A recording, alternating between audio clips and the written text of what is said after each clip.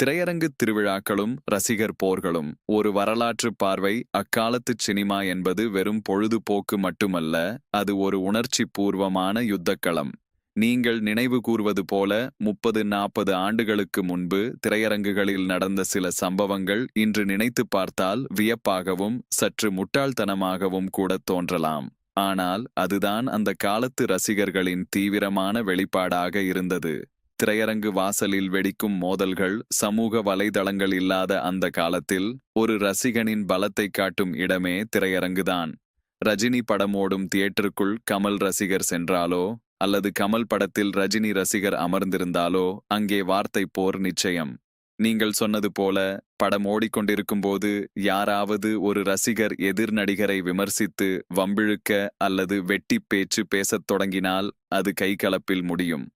ஒருவன் அடிக்க இன்னொருவன் திருப்பி அடிக்க எனச் சில நிமிடங்களில் தியேட்டரே போர்க்களமாகும். மண்டை உடைந்து ரத்தம் சிந்தி இறுதியில் போலீஸ் வந்து லத்தி சார்ஜ் செய்யும் வரை அந்தச் சண்டை நீளும். ஒவ்வொரு ஷோ முடிந்து வெளியே வரும்போதும் அடுத்த ஷோவுக்கு காத்திருக்கும் கூட்டத்திற்கும் இடையே ஒருவித போட்டி மனப்பான்மை நிலவும். டைட்டில் கார்டில் தொடங்கும் யுத்தம். ரஜினி கமல் இருவரின் பெயர்களும் திரையில் தோன்றும் அந்த நொடி இருக்கிறதே, அது ஒரு மகா யுத்தத்தின் ஆரம்பம் போலிருக்கும். விசில் சத்தமும் பேப்பர் பறப்பதும் ஒரு பக்கம் இருந்தாலும் அந்த டைட்டில் கார்டு போடும்போதே ரசிகர்களுக்குள் முட்டிக்கொள்ளும். எங்க ஆளுதான் கெத்து என்கிற அந்த போட்டி தியேட்டர் இருக்கைகளை உடைப்பது வரை கூடச் சென்றிருக்கிறது. டிஜிட்டல் யுகத்திலும் தொடரும் சண்டை. ரஜினி கமல் முதல் விஜய் அஜித் வரை தலைமுறைகள் மாறியது, தொழில்நுட்பம் வளர்ந்தது. ஆனால் அந்த போட்டி குணம் மட்டும் மாறவே இல்லை. அன்று தியேட்டர் வாசலில் நேருக்கு நேர் நின்றவர்கள் இன்று சமூக வலைதளங்களில் சோஷியல் மீடியா மோதிக்கொள்கிறார்கள். அன்று ரஜினி கமல் மோதல் தியேட்டரில் போலீஸ் கேஸானது. இன்று விஜய் அஜித் அல்லது ரஜினி அஜித் என புதிய கூட்டணிகள் உருவாகி ட்விட்டரிலும் எக்ஸ் முகநூலிலும் ஹேஷ்டேக் சண்டைகளாக உருமாறியிருக்கிறது.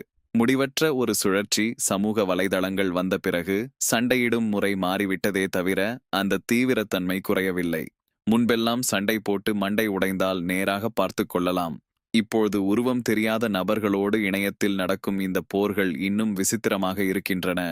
இருப்பினும் அன்று தியேட்டரில் போலீஸ் வரும் அளவிற்கு நடந்த அந்த நேரடிச் சண்டைகள் ஒரு தனி மனிதனின் ரசிகர் மனப்பான்மை எந்த அளவிற்கு தீவிரமாக இருந்தது என்பதற்கு சாட்சியாக இருக்கிறது. காலம் மாறினாலும் ரசிகர்கள் தங்கள் அபிமான நட்சத்திரங்களுக்காக குரல் கொடுப்பதும் அதற்காக சண்டையிடுவதும் ஒரு முடிவில்லாத கதையாகவே தொடர்கிறது. ரிலீஸ் அன்று சாடி போவதும் கவுண்டர் தலைக்கு மேல் நடப்பதும்.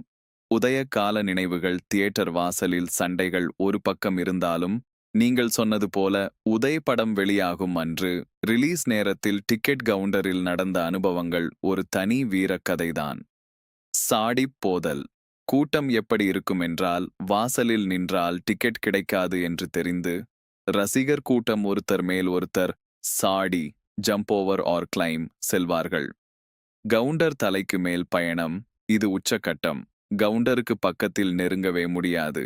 ரசிகர்கள் டிக்கெட் வாங்குவதற்காக முன்னால் நிற்கும் ரசிகர்களின் தலைக்கு மேல் ஏறி கவுண்டர் தலைக்கு மேல் நடந்து கை நீட்டி டிக்கெட் வாங்குவார்கள். இது ஒரு அக்ரோபாட்டிக் சாகசம் போலவே இருக்கும். டிக்கெட் கிடைக்காத கோபம்.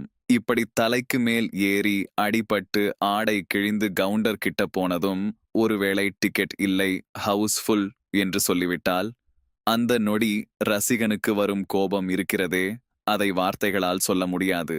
அது மொத்த தியேட்டரையும் உடைக்கும் அளவிற்கு கூட வெடிக்கும்.